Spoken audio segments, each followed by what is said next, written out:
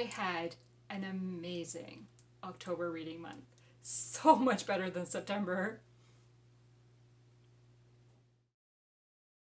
Hi, my name is Jeanette, and I want to thank you for joining me on the channel Jane Reads. So today I'm going to talk about all the books that I read in the month of October. I really should have done an October mid-month because I finished 12 books this month. And I finished my set TBR, which was 6 books, on the 21st, 22nd of October. So then I still had a whole other week. And technically the day I'm filming this, October's not even done yet, but it's the 30th when I'm filming this. The chances of me finishing another book before the end of the month are very slim. So I thought, well, let's film this and get this done. So October was the Journey Through the Bible Readathon with Katie at Paperbacks and Ponytails. So I'm just going to quickly go through the prompts and what books I read for those prompts, and then I will talk about the books that I read. Okay, so where are you going? There was 4 options here. I read a book with a hot setting, Colleen, Coble, Lonestar Sanctuary. This one is set in Texas, and as I said, I think of Texas as a hot setting. Nineveh, which is a second chance romance. The Fifth Avenue Story Society by Rachel Hauck has a second chance romance in this one. Okay, so those are the 2 out of the 4 that I read. Technically, but I don't want to count the same book twice in the same line, because there's Jordan River, a character moves to a new place, and in this one the character moves to the ranch in Texas that she's never been to.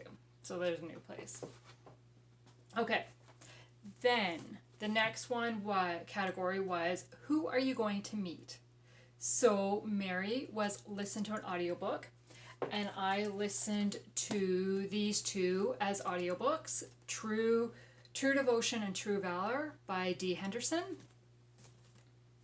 Martha, a book with a party or a holiday, and I read The Great Christmas Bowl by Susan May Warren. Christmas was the holiday in this one. For Moses, a dual timeline, I read Hope Between the Pages by Pepper Basham. This is a dual timeline. Then I'm unsure about this one, but I'm gonna count it. Yeah, I think I'm gonna count it. So for Jacob and Esau, Enemies to More, The Spice King by Elizabeth Camden. This one starts out, they kind of become interested in each other, but then something happens and they kind of really become enemies, and then kind of events unfold and they become something more at the end. And Samson, a character with a long hair. We go back to the first book, Lonestar Sanctuary, Allie has long hair. Okay. So then the only ones I don't have are jewelry on the cover and a character that plays an instrument. Pretty successful. Okay, then we go to Witness an Event. In this one there was 7 prompts, and the ones I did was Sermon on the Mount, read a book of the Bible. I have pretty much read the book of James. I have 2 verses left, which is the last lesson in here, which I will finish either tonight or tomorrow night before October's done. Then we've got The Plagues of Egypt, a book that is part of a series. This one is part of a series. This one is part of a series.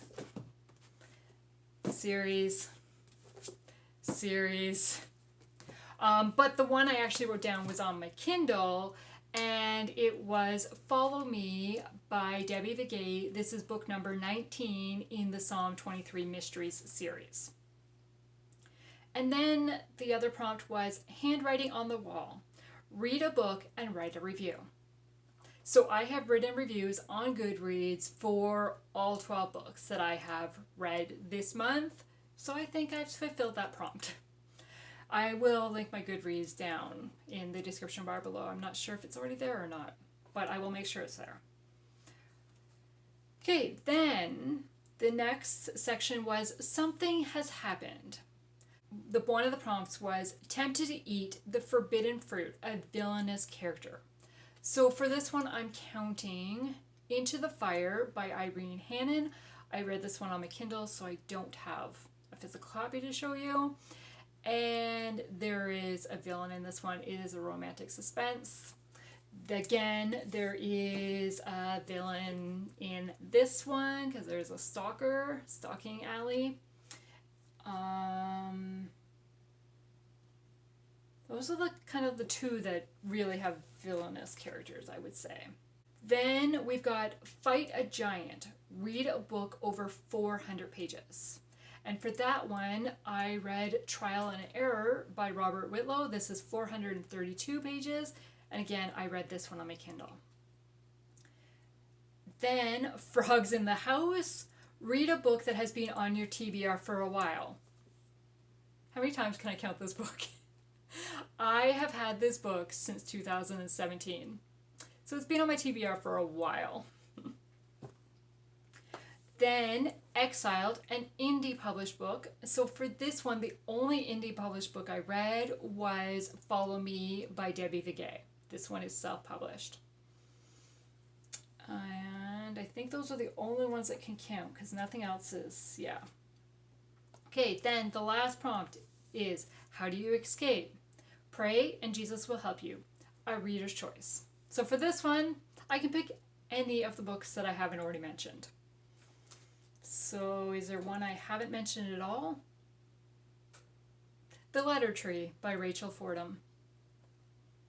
That one didn't fit into any other prompts. So yes. So I would say that readathon was pretty successful for me. Let's talk about the books that I read. And I really, I debated about doing this different ways, from my lowest rating to my highest rating, from what was on my TBR, like what were my ones that I had to read and what ones did I choose to read. But I'm going to stick with my normal way to do it and just talk about them in the order that I read them, because that's the way my notebook is set up.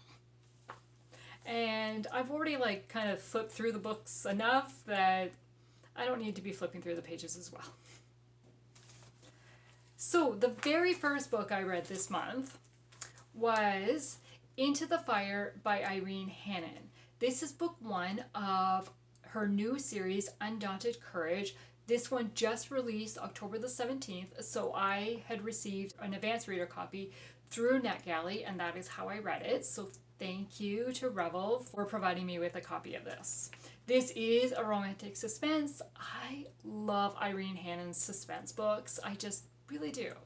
And I have something about firefighters and arson investigators. I don't know. That storyline just intrigues me. I do not want to be involved in a fire or have to deal with that. Although that would be heat. Not a good way to get heat, right? But yeah, but I'm always intrigued by it. And in this one, we have Brienne, who is an arson investigator and gets called to a house fire to investigate the cause of it. Turns out the house fire is the home of a retired fire investigator who had scheduled a meeting with Brienne for the very next day and to talk about his suspicions about some cases that had happened in the past. But Brienne has no idea why he really wanted to talk to her. And then she gets partnered up with Mark from ATF and to investigate this, because there's been a few. And do these various house fires connect? There doesn't seem to be a link between them, but they're trying to figure out what's going on. And how could a fire investigator, they think it's it looks to be an accident causing it, but then things start this retired fire investigator was known for detail and meticulous, and he would not be that sloppy at home to cause his own house fire, right? So they begin investigating in that, and Mark and Brienne just hit it off right away. And the way they work together and connect. And I loved that Mark didn't push Brienne and really kind of let her take the lead. It was her kind of her area of expertise and her like stomping grounds and stuff. And he was there to assist when she asked for help. And I really liked that. I loved these two characters working together. And then we see Mark's personal side with his grandmother that pretty much raised him. And just watching that interaction between them, I love characters. I love, like, yeah. If you have good characters, I don't care what happens in the story because I'm rooting for the characters. But I also loved the storyline in this one. And I really liked how determined Brienne was trying to figure out what happened. And every time she kind of hit a brick wall. And she's like, no, there's got to be an answer to this. And she was very tedious about it and kept going. And I just really, really liked that.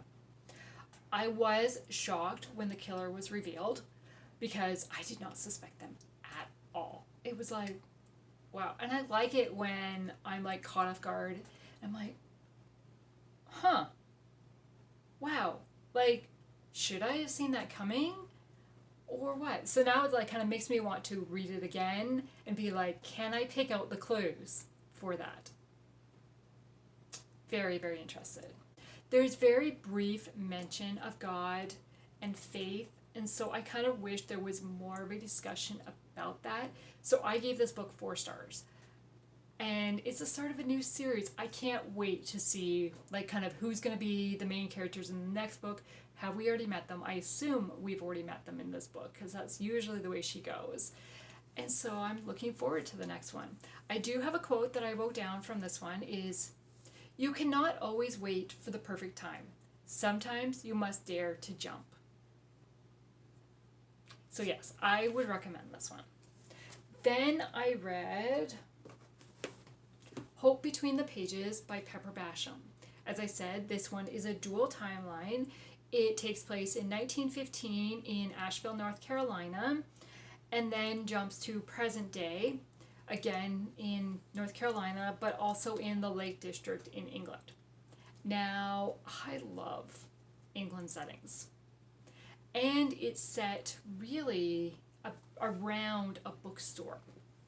And they find an old note and are doing research on it, and so I thought I was really gonna like this one. I really expected to like this one. And I loved Sadie and Oliver's story, who is the historical timeline. The one thing I struggled with is it's very built more heavy. Like Sadie works at the Biltmore Castle. Oliver is visiting, is a guest, is staying there for a while, and it's very heavy on the descriptions of Biltmore, which I don't mind, but it made it easy to picture and stuff. But it was like, okay, let's have a little bit more than this. But that's just, I don't know. I think I have something against Biltmore. I don't know.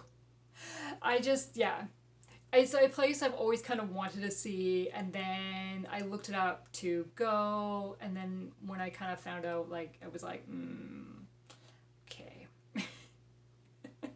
And I don't want to say anything bad, because I'm sure it's great. I just can't afford to visit it for when I wanted to. And so, yeah. So, I really enjoyed the historical timeline. The present day timeline, I didn't connect with the characters as much as I really hoped to. I really just wanted to find out more about the historical. And then we get more about the historical, and it was like,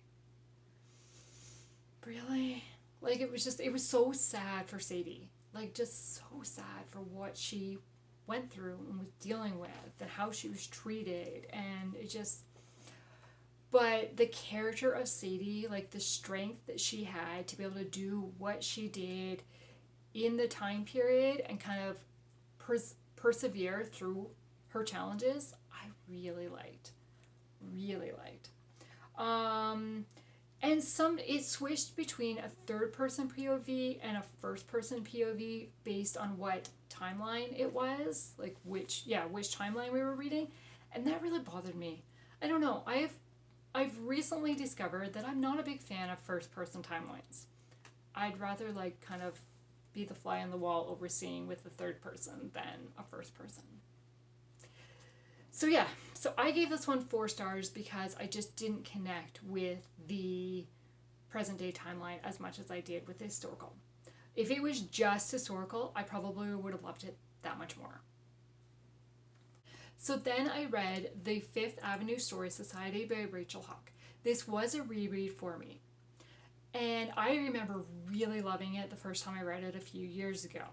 So I really wanted to reread it because I didn't leave a review the first time I read it. So on the back it says, an invitation to join the Fifth Avenue Story Society gives 5 New York strangers a chance to rewrite their own stories. And when I read that, I'm like, 5 New York strangers. But they're not 5 strangers to one another. We have 2 people who were once married and have now divorced that are part of this group of 5 that get invited. So yes, they don't know the rest of the group, but they're not strangers to one another. So it's kind of like, but I don't know how else you would write that to include those 5 people, right? So we have those 2 people. Then we have, we have those 2 people. Then we have 2 others. One is the head of a cosmetics company in her early 30s. We have one who is a divorced dad who is not allowed to see his children due to circumstances that happened, and he's trying to get rights to visit his children. And he's probably late 30s, early 40s. And then we have Ed, who is a senior citizen whose daughter is grown. He has 2 grandkids. His wife has passed away. And the 5 of them all get this invite to this story society on a Monday night at the library. They arrive at the library, have no idea why they got this invite, what the story society is, and they get to this room and it's just the 5 of them. No one seems to know like who sent this invite, why they got the invite, or what they're even supposed to do at the story society. And so they start talking, deciding what to do.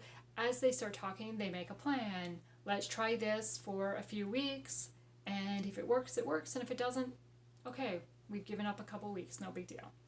So they meet the next week and the next week, and as they kind of meet, they start to realize that each one can benefit the other in some way and kind of help each other out during different things.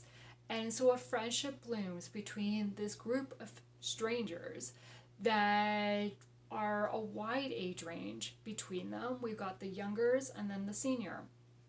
And I really liked watching this and how like a group of unexpected like a friendship forms between an unexpected group, and the way they support each other and help through each other. I really enjoyed it. I don't know. I do have a couple issues with the book, is that there's a lot of mentions of, hey, pass me a beer, or can you, like, and I'm just like, really? Like, can't it just be pass me a drink? Pass me, like, why does it have to be beer mentioned? None of the characters are Christians at the beginning of the book, or that are talked about being Christians at the beginning of the book. There is one, but she keeps it very, I wasn't going to say she, but I did. But she keeps it very quiet at the beginning, and it's only later on it gets revealed. I liked the way the faith was interweaved into the story and how like it made an impact on the various characters' lives, and the way the friendship blooms. That is what I love about this book. Like I love the way it blooms and they support each other through it all. And there's a certain couple in this book that I was rooting for. and wanted to talk about their issues, work through them, and because various issues arise throughout the book, and I really liked it. So I did give it 5 stars because I really enjoyed it. I should have probably given it 4.5 stars because, as I said, there was a couple things that kind of bothered me a little bit, but Goodreads doesn't do half stars, so I don't do half stars. So it is a 5-star read for me because it just, again, I love the characters. Speaking of loving characters, so the first audiobook I finished was True Devotion by D. Henderson. This is book 1 of the Uncommon Heroes series, and we are following Joe Bear Baker, who is a Navy SEAL, and then Kelly Jacobs, who is a lifeguard, so a civilian lifeguard.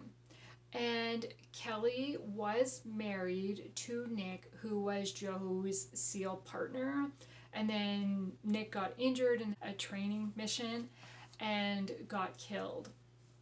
And so Joe knows Kelly really well and has really supported Kelly through everything because Nick and Joe were best friends for years. Well, Kelly was around, and then when Nick got killed, Joe kind of stepped up and really helped Kelly through it.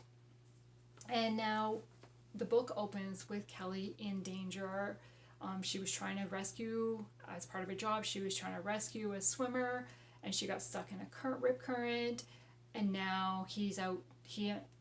Joe and the SEAL team are out searching for her and trying to.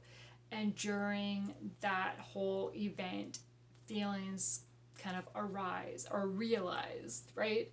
And I really loved these characters and the way they openly talked about how they were feeling, kind of how they wanted to deal with how they were feeling, how did they want to approach it.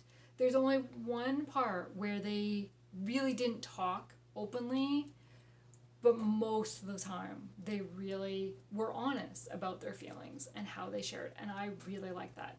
And then we do have a mystery happening with Joe's SEAL team is after somebody who appears to be smuggling weapons, and they're trying to find this person, and then Kelly ends up getting caught up in that web of it without her even realizing what's going on. And I was really intrigued, and we know who the villain is in this book for majority of the way through, but it's kind of like, okay, is the SEAL team going to figure this out, and can they protect Kelly in the end, and can these two work out kind of the barrier between them? And I really loved this book. I did not want to stop listening. I loved it. So I gave this one 5 stars. And then I had another 5-star book, and I read this one on my Kindle. This is Trial and Error by Robert Whitlow. This one we are following Buddy Smith, who is a lawyer. And when the book opens, he's 18 years old, waiting in the waiting room for his high school girlfriend to give birth to their daughter. And then it jumps 18 years. He is now a lawyer who specializes in trying to track down missing children. And we discover that his high school girlfriend took off with their baby, and he hasn't seen the baby since she left, and when the baby was like maybe a month old or something. And it was like heartbreak, right? And so then he is working with a client trying to find a missing kid, and there's a couple different cases that we're following. And then we meet Gracie, who is the court clerk, who kind of refers one of the cases to Buddy. And then we meet Malaya, probably butchering her name, but she is a detective with the local police force. And so Buddy is working with her to try to track down these 2 missing kids. And I loved these characters. Especially Gracie and Buddy. Gracie is a very strong Christian, and her faith is portrayed throughout the whole story. And she openly talks about praying for people and putting people on our prayer list. And she talks with Buddy's mom about how she prays for people. And she's just very open about her faith. And I love that. And then we've got Buddy, who wasn't, I wouldn't say he really believed in God. And he's trying to do what was right and trying to help people. So he would act like a Christian, but he didn't really have a faith, right? And during discussions between Buddy and Grace, we see his growth and him really come to God. And we watch him bloom and want to share about what has happened to him and how God has touched his life. And just faith is so prominent in the story. I think that's what I loved the most about it. I mean, I was really invested in the cases and can they find these kids? Because Buddy is still looking for his daughter as well. And so as he comes and starts searching for these kids, and then at one particular scene, something happens, and I was like, oh my, really? Like, perfect. Like, so good. And then we find out, like, kind of what happened. Like, maybe it wasn't what Buddy thought 18 years ago, right? And the way, like, it just, I love this book. And I saw a physical copy of this book when we were on vacation. And I didn't pick it up because I had this book on my Kindle. And I so wish I had bought that physical copy because, wow, I love this book. So, yeah, basically, this is the book of the month that I recommend adding to your TBR and reading because, like, the faith element is strong. It's got the mystery of can we find these solve these various cases and find these kids that are missing? Can Buddy reconnect, finally meet his daughter again? Will a relationship happen? Like, it has everything. My favorite book of the month, by far. Okay, then the next book I read was The Lines Between Us by Amy Lynn Green. So this is a historical fiction set in Oregon in 1945, so during World War II. And we're following Dory, who is, she goes to work for the Women's Army Corps. And then we follow Gordon Hooper, who is a conscientious objector. Now, I had no idea what that was when I first started. Never heard of it. It is very well explained at the beginning of what that is. And when we first meet the two of them, they're exchanging letters back and forth. And I was like, oh, this is kind of cool. Like, I'm really going to enjoy this. And then the war gets declared, stuff happens, and it was like, oh, okay then. So then we are Gordon in his conscientious objector role becomes a smoke jumper, and with Dory's brother, who is also an objector, and something happens to the brother Jack, and during the smoke jumping, during his role there, and so it starts getting investigated by, like, they're trying to figure out what happened, what led to that. And then Dory arrives undercover trying to solve this, and only Gordon knows who she really is. And I thought this was going to be really, really interesting. I don't know. I did not like the character of Dory. I just could not get into it. I really struggled with this book because I don't know, it was slow. I just didn't care that much. I don't know what it was exactly. I think it was I just was not invested in the story. And I just could not get it. I just didn't like the characters. And the characters make a big part of the story, right? It wasn't until like the last 50 pages where I was like, oh, I need to know what's going to happen. I want to keep reading. But I had to get through all this first. And I don't know. This was a miss for me. I gave this one 3 stars because I did learn stuff from, I was just told, did I give it 3 stars? Yes, I did. Because I did learn about something that I had no idea, part of history. I didn't know what conscientious objectors were, and now I do. So I did like that, but I couldn't get on board for the characters. Okay, then I read Follow Me by Debbie Vigay. As I said, this is book number 19 of the Psalm 23 Mystery Series, and I have read 1 to 18. I've read the first few a couple times. And this one is set in California in present day, and we are following Rabbi Jeremiah Silverman, I think is his name, who is a rabbi at a synagogue.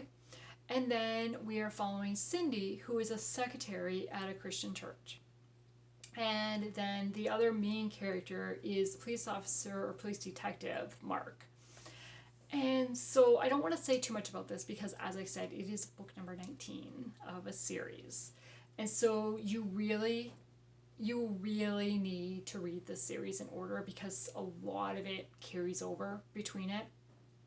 And so my comments about this book is I love seeing these characters again because I've fallen in love with these characters and want to know, like, what I'm hoping for at the end. Is it finally going to happen?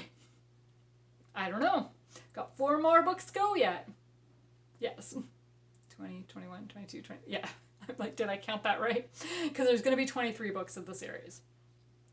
And I was hooked the whole way through because from the opening scene, something happens and are they going to be okay? Are they going to be okay? I needed to know. The negative of this book is there are so many characters in addition to the primary ones that we already know from various. And some of them we already knew from various, but they're kind of in a room together and talking, and this one's saying that, and this one, and I was like, wait, who is that person? Like, what's his role in the church, or what? Like, there was just a lot of characters to keep track of, and every character has a secret. Every character has a secret. And it's like, okay then. And this is a self-published book. There was a few grammatical errors in it that kind of, I had to read it. I'm like, that should have been an S instead of a D or something, right? Like, so it kind of took me out of the story a little bit because I had to read certain sentences multiple times to be, okay. But I have so many questions about what's going on with a certain character that still have not been answered. And I've had this question since, I don't know, book 10, maybe, I don't know. But yeah, it is a series I really enjoy, and I can't wait till the next one comes out because, again, this one leaves off on a cliffhanger, just like the one before it, and just like the one before it. Yeah. But one of the quotes that I wrote down is, that is so true. We're all just broken people trying to serve God and each other and doing our best despite it all, or maybe because of it all. Yeah, I really enjoyed this series, and I gave this one 4 stars. Then I read The Great Christmas Bowl by Susan May Warren. So, this one is about an older lady, what's her name? Mary Ann Wallace. And she is a mother to 5 children. 4 of her children are grown and out of the house. She only has her youngest at home, who is a senior in high school. He decides in his senior year of high school, or going into his senior year of high school, he's going to play football. I don't know much about football, but I don't think it works that way. But I mean, I don't know. Who, right? I don't know. So she becomes the ultimate football mom at every practice, at every game, providing cookies for every team practice, game, like just everything. Her life always revolved, like she really enjoyed football and hoped that her previous kids would play, never did.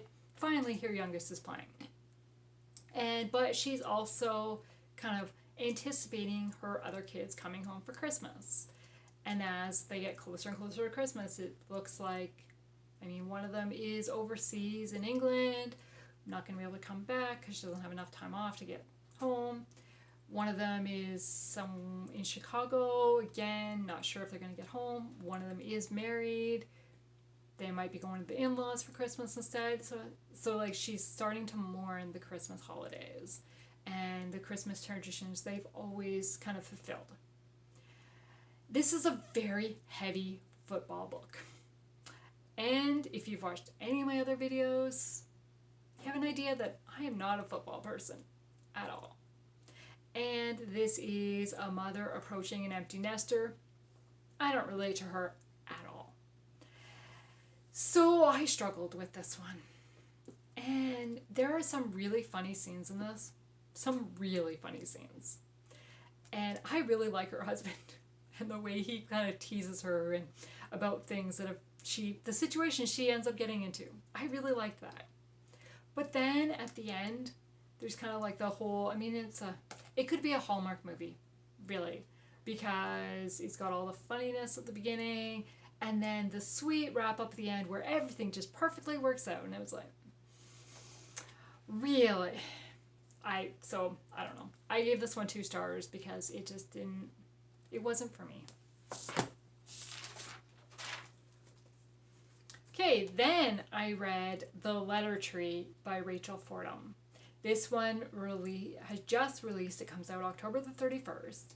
It is a historical romance set in Buffalo, New York in 1924. This was the first book that I've read by Rachel Fordham, and it will not be the last. I loved these characters and this story. And, it's they're exchanging letters. Of course I'm going to love it. I have a thing. And so we've got 2 characters who are the children of 2 former business partners. And something happened and the partnership split. And they have been banned from talking to each other. And when they were, 7 years ago. Now it's 7 years later. And they've been writing to each other, not knowing it was each other. So it was a mysterious pen pal. They were leaving letters in a tree in the zoo. And just kind of, it accidentally happened. And how the letter writing started is really, I really liked that. It was such a sweet story how it started and then how it continued over the years. And they formed this friendship with each other without knowing who each other is. Eventually, it's revealed of who they've been writing to. But it's revealed through different things, so they don't know that the other one knows. They don't know that they know. Yeah. So they both know who the other one is, but they don't know that they know that the other one is. I really liked this. And I love letters. I just do. I think just exchanging letters and sharing thoughts on paper just really allows you to get to know a person more, maybe on a deeper level than you might just interacting with them in person, because you're really getting their heart felt, right? So I really liked this book. But they have this barrier between them that they're not allowed to talk to each other. And they're both want to know what happened. Why has their dads were business partners and best friends at one point. What happened? So they start secretly working together, trying to figure out the solution to this and what happened. And I really enjoyed this book. I really enjoyed this book. And if you are a fan of You Got Mail, Romeo and Juliet with a happy ending, this book's for you. I will definitely be picking up more by Rachel Fordham, because she wrote characters that I wanted to cheer for, and the setting, like, I could picture the zoo, and she was very, like, in her author's note, she was very direct to say that, like, she doesn't know exactly what animals were at the zoo at this period of time, so she's taken some liberties on that. But I don't care, because it made me want to go there. And I'm like, have I been to the Buffalo Zoo? I need to go to the Buffalo Zoo. I don't know. I don't think I've been. I don't think it's one of the ones we visited. But yeah, like, I want to go, and it was easy to picture the setting and the characters and what was going on, and I was rooting for them. And yeah, I gave this book 5 stars because I love it, and I got an advanced reader copy through NetGalley, and I am so appreciative of that, because now I'm definitely going to pick up more by her. And this cover, I love this cover personally. Then I finished listening to True Valor by D. Henderson. This is book number 2 of the Uncommon Heroes series, and we meet Grace and Bruce. And these two, Grace is cousins with a character named Wolf, who is dating a character named Jill, who is Bruce. So these two know each other through that mutual relationship. And Grace is a pilot for the Navy, the Air Force, Navy, I don't know. I don't remember. It doesn't actually say on the back. I do not remember. She's a pilot for the military. And then Bruce is a parajumper for the military. And so we see they're both deployed, different locations at times, and they exchange letters. Again, we've got letters being exchanged. I should love it. And so there's a lot of stuff because they are deployed overseas. So a lot of things happen, like Turkey, Syria border, on the U.S. Washington ship, with helicopters, things like that. Like, so there's a lot of, like, kind of war stuff detailed, and I really struggle with that side of things and kind of understanding what was going on at the time. So then, but we do have scenes back home when they're, like, off their deployment and are back home. And so we do have scenes set in the U.S. with all the characters. And I really liked the way the characters interacted. And I loved the letters. And each letter is dated, so we do know what's going on, like, then, right? So it gives us a timeline. But then other times it just jumped scenes, and I was like, wait, what? Where are we now? Like, so I was confused. I don't think I would have been as confused if I was reading it compared to listening to it, but because I was listening to it, it was just like, wait, what? Okay. So because of that, and I think because of all the Turkey, Syria stuff, I just didn't get as invested in this book as I was with number 1 for this book. So I gave this book 3 stars. Again, I really think I would have enjoyed it more if I had physically read it. I think it would have been easier to follow physically reading it and seeing the breaks or the jumps between scenes. But I have moved on to book 3 of that series. Okay, then I read The Spice King by Elizabeth Camden. This is book number 1 of the Hope and Glory series. And we are following Gray Delacroix and Annabelle Larkin. And it is set in Washington, D.C. in the early 1900s. Or I think in 1900. And so Gray is the head of the Delacroix Spice Company. And he has 2 siblings who are quite a bit younger than him. And then we have Annabelle, who works for the Smithsonian and the Department of Agriculture. And so she is a lab tech, I guess, a botanist. And So she approaches Gray to try to get kind of some seeds from him or some clippings from him. And I didn't really follow that whole storyline a little bit, but I'm not into greenery, plants, green thumb stuff at all, okay? And food industry, I just don't care that much about. I should, but I don't. And so some of this just really went over my head. I didn't really follow what was going on. And then Annabelle gets sucked into something, and she does a couple things that I'm like, why are you doing that? Like, really? And so I struggled with the character of Annabelle. I didn't get why she was making the choices she did. I really liked Gray. He was known for being kind of a grump and set in his ways and very protective of his family. And he turns Annabelle down a number of times. And finally she comes and approaches him rather than writing him a letter. And she kind of convinces him, and he decides to take a chance and stuff, and then other stuff happens, and it was like, and now he's back to being his grouch. And so I totally understood him and what motivated him and why he acted the way he acted. And you can see his love for his siblings and wanting the best for them and wanting to make sure that they go the right way and they don't struggle. And he might have been overprotective and overbearing a bit, but I really liked him. I struggled with Annabelle.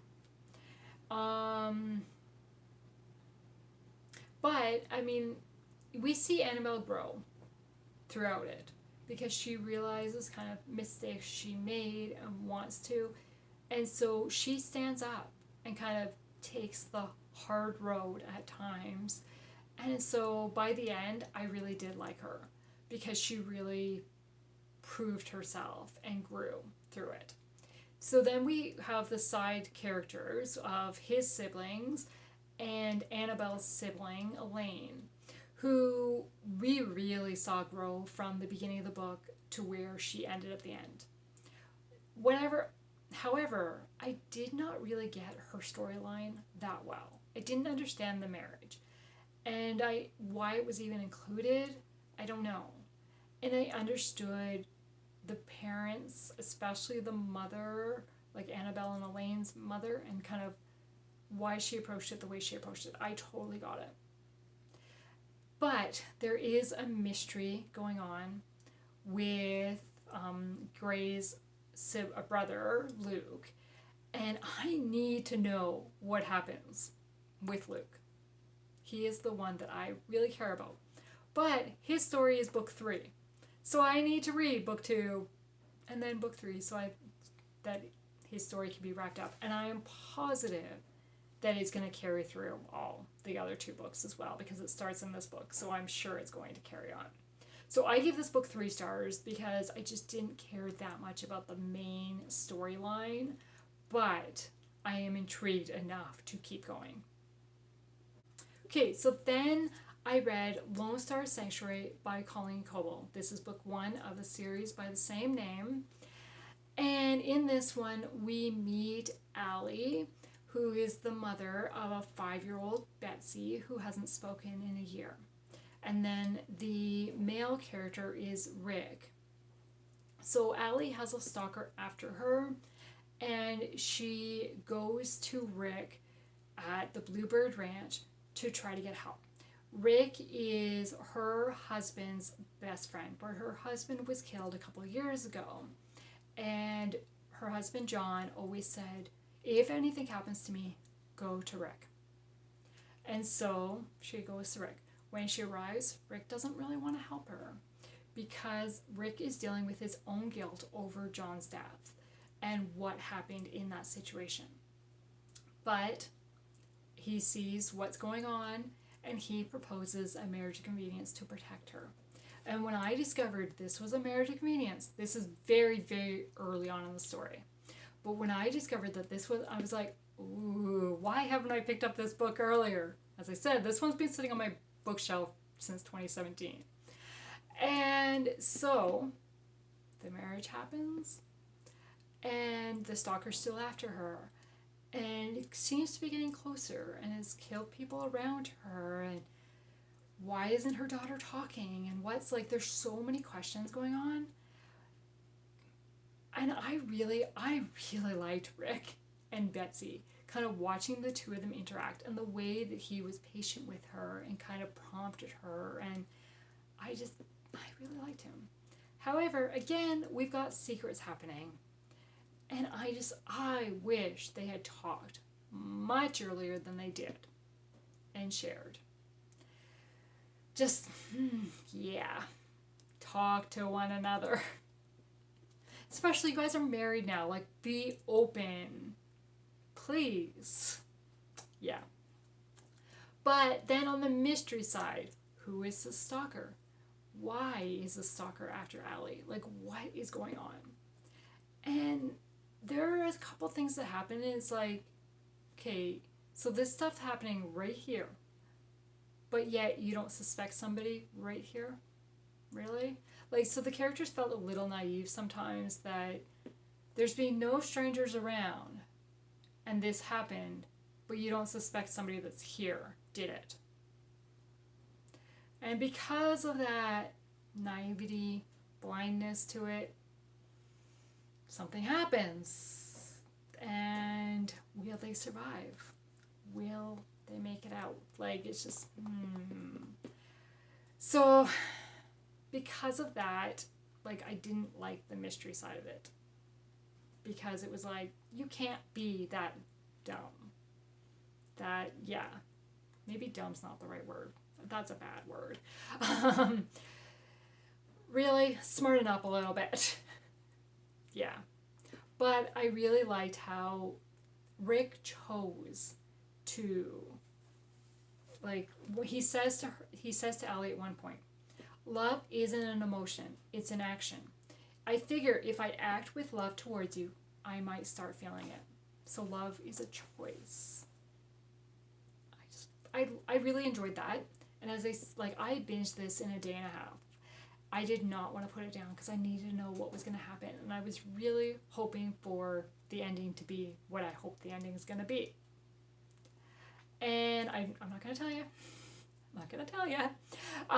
But yeah, I really liked the characters of it. I just wish they talked more. And the mystery really took it down for me because it was like, you should have seen that coming. Because I suspected somebody and they were that person. Yeah. So I give this book 3 stars. I don't know if I will continue the series or not. I don't have the rest of the series, so I'm not going to continue it right now. But we'll see what happens. So that is what I read in the month of October. As I said, my favorite read of the month was Trial and Error by Robert Whitlow. And The Letter Tree by Rachel Fordham. Yeah, I love those two. And I read quite a bit of Robert Whitlow, but I will definitely be reading more of Rachel Fordham. So yeah. And what was your favorite read of the month? I would love to know. Let's chat in the comments below. And have you read any of these books? And do we share a similar opinion? I want to thank you for taking the time to watch this video today, and I hope you have a great day. Bye.